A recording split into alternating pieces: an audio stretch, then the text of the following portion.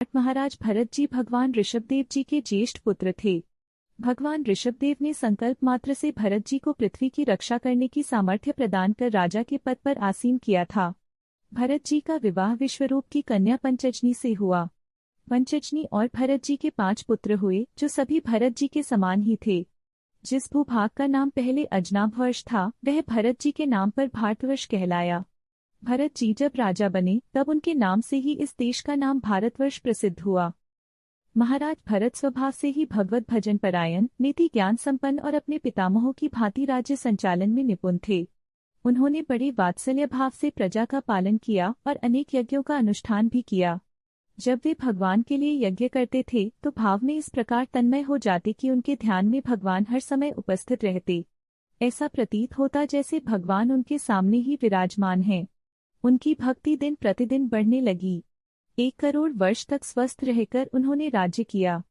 फिर उनके मन में राज्य के प्रति वैराग्य उत्पन्न हुआ और वे केवल भगवान का भजन करना चाहते थे। उन्होंने अपने सभी पुत्रों को यथायोग्य राज्य और संपत्ति देकर राजमहल से निकलकर पुलहाश्रम में भजन करने का दृढ़ निश्चय किया। वहां गंडकी नदी बहती है, जिसमें शालिग्राम भगवान प्रकट होते हैं।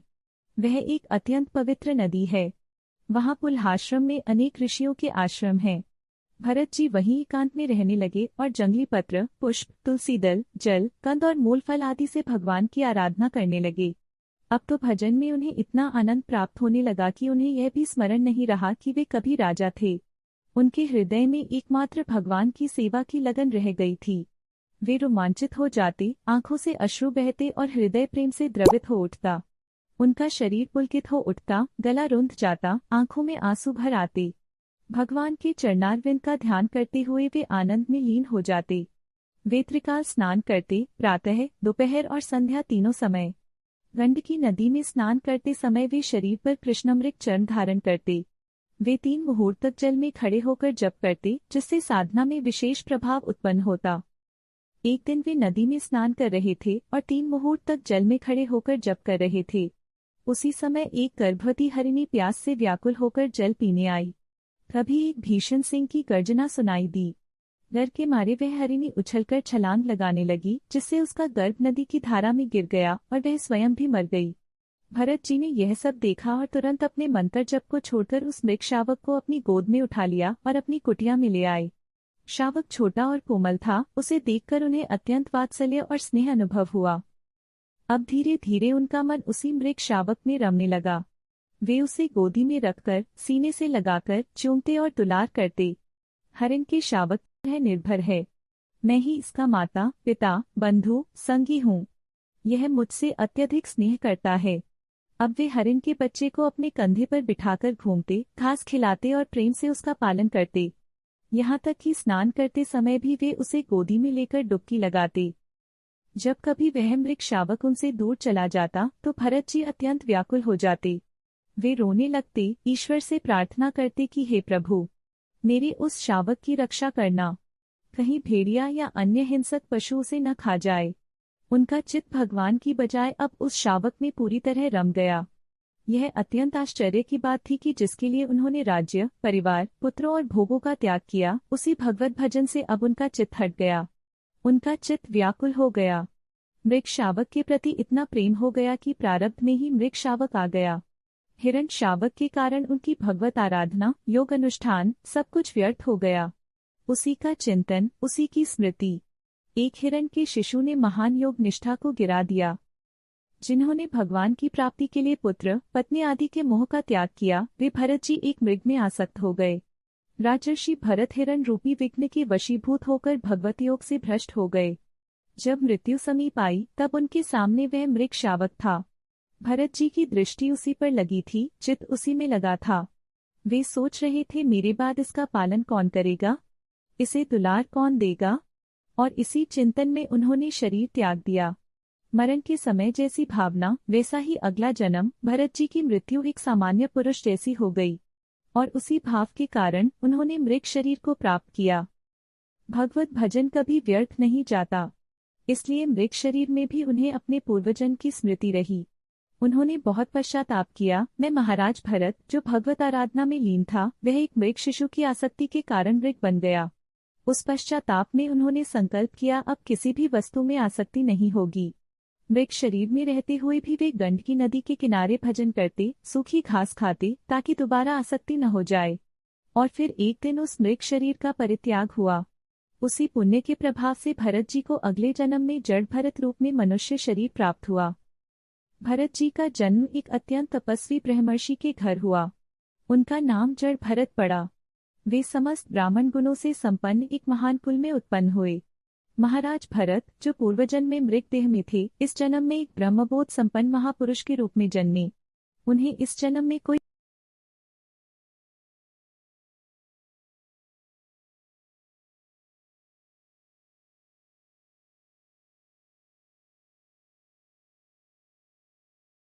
भरत पड़ा।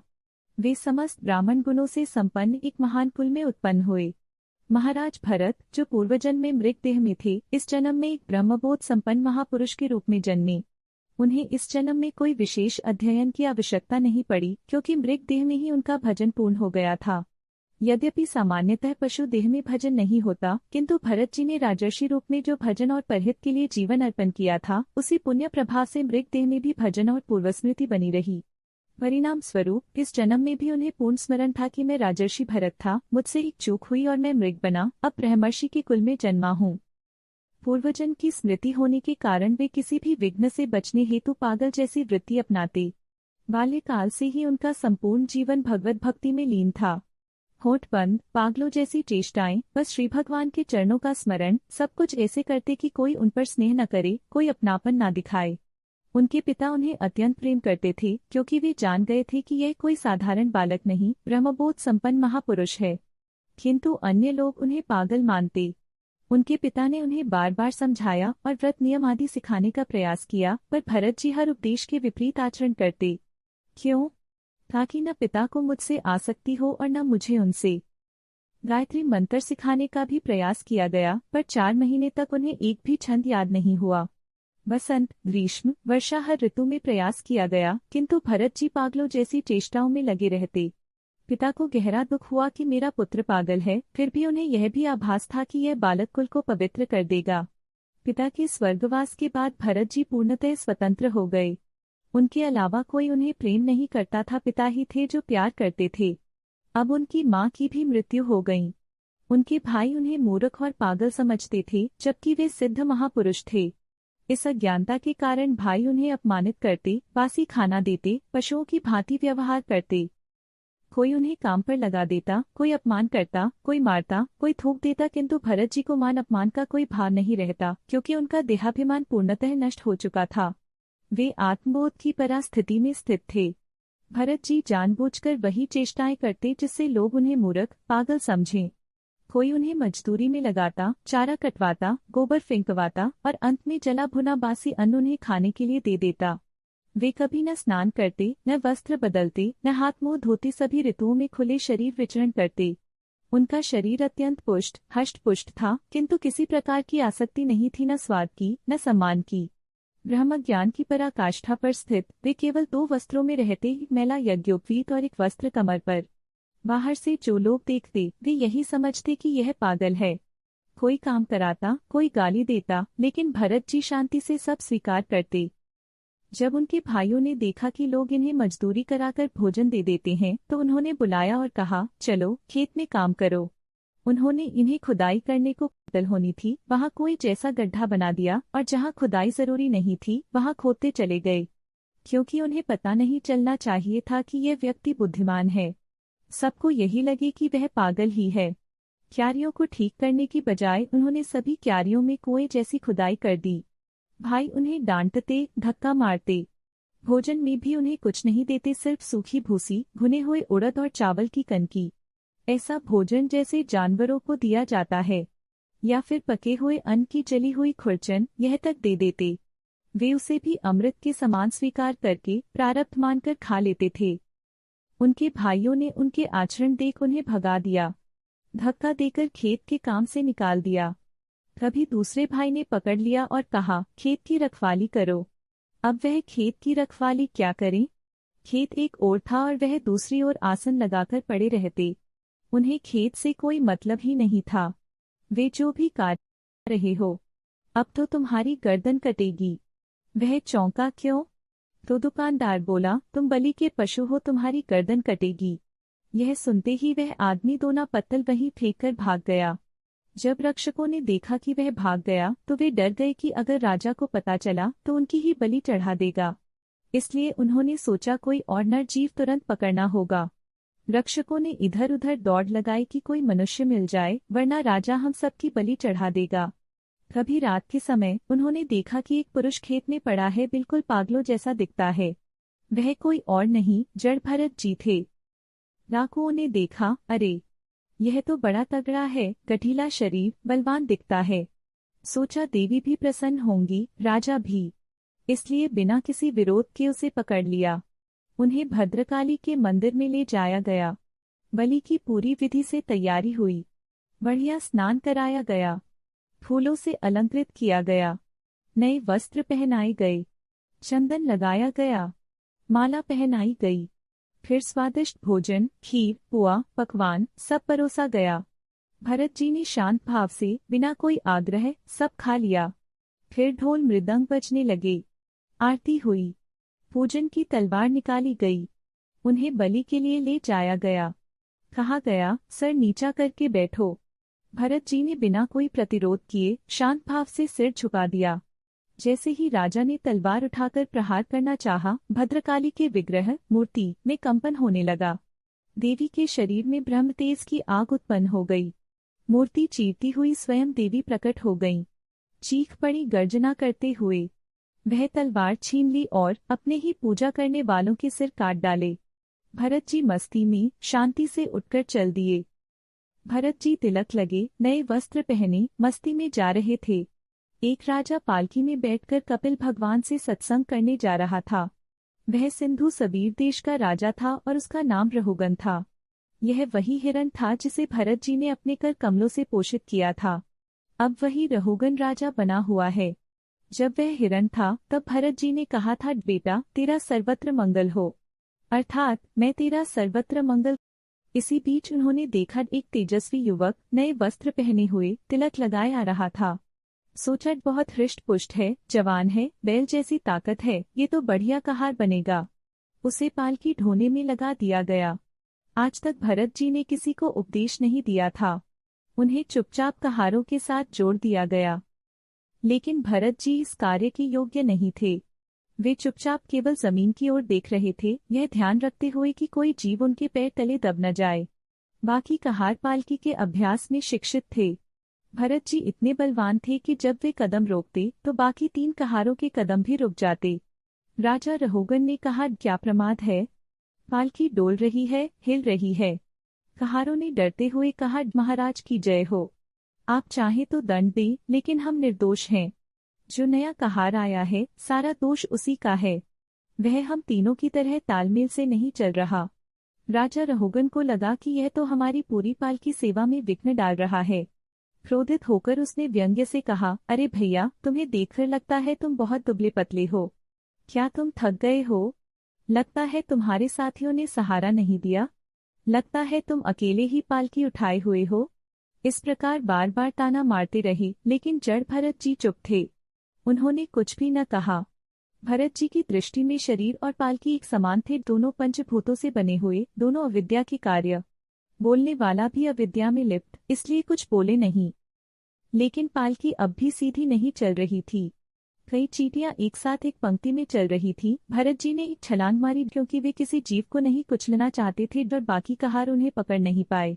राजा रहुगन को बहुत क्रोध आया। उसने कहा, तू क्या जीवित है भी या नहीं? तू मेरा अपमान कर रहा है। तुझे यमराज का दंड दूंगा। तब जड़ भरत जी ने पहली बार देखा और मुस्कुराते हुए कहा, इलाज तो तुम्हारा हो ही गया राजन। पहले भी तुम्हें कांधे पर उठाया था, अब भी कांधे पर उठा लिया। हमें 3 जन्म लगे, पर अब तुम्हारा इलाज पूरा हो जाएगा। रहुगन को अपने पांडित्य पर बड़ा अभिमान था, पर जड़ भरत जी को देखकर समझ गया कि यह कोई साधारण पुरुष नहीं, ब्रह्मबोध संपन्न महापुरुष हैं। आज तक मौन रहने वाले जड़ भरत जी बोले, भार नामक कोई वस्तु है तो ढोने वाला भी होगा, मार्ग है तो चलने वाला भी होगा। शरीर मोटा या पतला, यह सब शरीर के लिए है, आत्मा के लिए नहीं। ज्ञानी जन ऐसी बात नहीं करते जैसी तुम कर रहे हो। भूख, प्यास, भय, रोग, क्रोध, मोह, काम, नींद, ये सब देहाभिमानी को होते हैं, आत्मस्वरूप को नहीं। तुम जो कहते हो कि मैं तुझे दंड दूंगा, वह शरीर के लिए है, आत्मा के लिए नहीं। राजा और प्रजा का संबंध व्यवहार के लिए होता है, परमार्थ के लिए नहीं। आत्मा में न कोई राजा है न कोई प्रजा। यदि तुम स्वामी हो और मैं सेवक, तो कहो मैं तुम्हारी क्या सेवा करूं? लेकिन यह केवल देह का भ्रम है। यह सुनकर रहोगन के भीतर स्थित अहंकार चूर चूर हो गया। वह पालकी से कूद पड़ा, साष्टांग दंडवत हुआ और चरणों में सिर रखकर हाथ जोड़कर बोला, महापुरुष, मुझे क्षमा करें। मैंने आपको नहीं पहचाना। मुझे न तो इंद्र के वज्र से, न भगवान महादेव के त्रिशूल से, न यमराज के दंड से और न ही अग्नि, सूर्य, चंद्रमा या कुबेर के अस्त्रों से भय लगता है। परंतु मैं ब्रह्मऋषियों के अपमान से अत्यंत डरता हूँ। आपकी वाणी और दृष्टि में जो गंभीरता है, उसे पहले मैं समझ नहीं पाया। मैं तो भगवान श्री हरि के अवतार भगवान कपिलदेव जी के सत्संग हेतु जा रहा था। क्या वे ही इस वेश में मुझे उपदेश देने पधारे हैं? आप कौन हैं जो अपना रूप छिपाकर साधु वेश में विचरण कर रहे हैं? हे प्रभु, आपके कुछ वचनों से मुझे संशय हुआ है, इसलिए मैं प्रश्न करता हूँ। आपने कहा कि शरीर को मान मिले या अपमान अथवा कष्ट, इसका आत्मा पर कोई प्रभाव नहीं होता। किंतु हे प्रभु, जब मैं युद्ध में भाग लेता हूँ तो शरीर थकता है और मैं कहता हूँ, मैं थक गया। जब बोझ उठाया जाता है तब भी अनुभव होता है, मैं थक गया। तो क्या यह नहीं सिद्ध करता कि शरीर की पीड़ा आत्मा पर अनुभव होती है? आपने जो कहा कि घड़ा, जल और जल लाने की क्रिया तीनों मिथ्या हैं, यह मेरी समझ में नहीं आया। क्या जल मिथ्या है या घड़ा या क्रिया? जड़ भरत जी ने कहा कि शरीर, पालकी और उसकी गति, ये सब मिथ्या हैं। परंतु जब चूल्हे पर बर्तन रखा होता है, उसमें पानी और चावल होता है और अग्नि जलती है, तो अग्नि से बर्तन गर्म होता है, पानी उबलता है और चावल पकते हैं। इसी प्रकार जब शरीर को पीड़ा होती है तो अंतःकरण पीड़ित होता है और उससे आत्मा तक पीड़ा का अनुभव पहुंचता है। रहोगन ने कहा, यदि मैंने आपके साथ अवज्ञा या अपराध किया हो तो मैं आपसे क्षमा चाहता हूँ। कृपा करें कि मेरे जीवन में कभी किसी साधु का अपराध न हो जाए। हे प्रभु, मैं साधु अपराध से अत्यंत भयभीत हूँ। यदि कोई ब्रह्मप्राप्त महापुरुष का अपराध कर दे तो चाहे वह कितना भी महान क्यों न हो, नष्ट हो सकता है। तब जड़ भरत जी बोले, हे राजन, तुम अज्ञानी होकर पंडितों जैसी बातें करते हो। तुम्हें आत्मा का ज्ञान नहीं है, केवल तर्क वितर्क कर रहे हो। पंडितों जैसी भाषा बोलने से कोई ब्रह्मज्ञानी नहीं हो जाता। हे राजन, तुम्हारा मन ही तुम्हारा सबसे बड़ा शत्रु है। यह मन आत्मज्ञान के प्रकाश को ढक रहा है। इसलिए गुरुदेव के चरणों की सेवा कर ज्ञान रूपी अस्त्र से इस मन को नष्ट कर दो। हे राजन, यह संसार एक ऐसा जंगल है जिसमें यदि एक बार जीव प्रवेश कर गया तो इससे बाहर निकलना अत्यंत कठिन हो जाता है। यह जंगल एक ओर अत्यंत मोहक है तो दूसरी ओर अत्यंत भयावह भी। यही कारण है कि इससे मुक्ति पाना सहज नहीं होता। जब तक सद्गुरु की कृपा न हो, जीव इस भवनसागर में फंसा ही रहता है। यह जीव कभी धन की खोज में अपने भविष्य को नष्ट करके पापाचरण से धन अर्जित करता है। हे रहोगन, इस संसार मार्ग में चलते हुए जीव अनेक क्लेशों, विघ्न, बाधाओं और कष्टों से ग्रस्त होता है, किंतु फिर भी उसे भगवान की याद नहीं आती। उसका ध्यान केवल भोग, परिवार का पोषण और धनार्जन में लगा रहता है। परिवार में यदि कोई मृत्यु भी हो जाए तो संस्कार कर देने के बाद वह शीघ्र ही नवीन जनों में आसक्ति जोड़ लेता है। कभी शोक करता है, कभी हर्ष में झूमता है। जीवन इसी प्रकार शोक, हर्ष, भोग और परिवार में उलझा हुआ बीतता है। यदि दुर्लभ सौभाग्य से उसे साधु संगति मिल भी जाए तो वह वहां भी दोष दृष्टि करता है, साधुओं की बात नहीं मानता। यह जीव निरंतर संसार की ओर ही अग्रसर होता रहता है। हे राजन, जहाँ से इसकी यात्रा प्रारंभ हुई थी वहाँ आज तक यह नहीं पहुँचा। इसकी यात्रा परमात्मा से भोग की ओर हुई है, किंतु परमात्मा की ओर अभी तक लौट नहीं पाया। परमात्मा तक वे ही लौट पाते हैं जिन्होंने समस्त वासनाओं का त्याग कर दिया है। चाहे कोई कितने भी बड़े यज्ञों का आयोजन कर ले या युद्धभूमि में प्राण त्याग दे तो भी परमात्मा को प्राप्त नहीं हो सकता। इसलिए जो संसार से पार होना चाहते हैं उन्हें अपने पाप और पुण्य दोनों कर्मों को भस्म कर देना चाहिए और निरंतर भगवान के भजन में लीन रहना चाहिए। संसार मार्ग में भटकते प्राणी को यदि साधु संगति मिल जाए और वह भजन में लग जाए तो वह वहीं लौट जाता है जहाँ से आया था, परम धाम। वही हमारा सच्चा घर है। महाराज जड़ भरत जी के उपदेश से राजा रहोगन के अज्ञान की गांठ कट गई और वे परम पद को प्राप्त हुए। ज्ञानी जन कहते हैं कि जैसे कोई मक्खी गरुड़ की तुलना नहीं कर सकती, वैसे ही कोई भी राजा जड़ भरत जी की महानता की तुलना नहीं कर सकता। उन्होंने युवावस्था में ही पत्नी, पुत्र आदि का त्याग कर भगवान की साधना की और अपने तीसरे जन्म में भगवत प्राप्त महापुरुष बने। जो भी महाराज भरत जी अथवा जड़ भरत जी के पावन चरित्र को श्रद्धा से सुनेगा, उसकी अकाल मृत्यु नष्ट हो जाएगी। वह काल की पकड़ से बच जाएगा, उसका यश फैलेगा और यदि वह भजन करता हुआ भगवान का आश्रय ले तो मोक्ष अथवा प्रेम की प्राप्ति भी कर सकता है। जो भी इस चरित्र को श्रद्धा से पढ़ेगा, सुनेगा या सुनाएगा, उसकी अन्य सभी कामनाएं भी पूर्ण होंगी।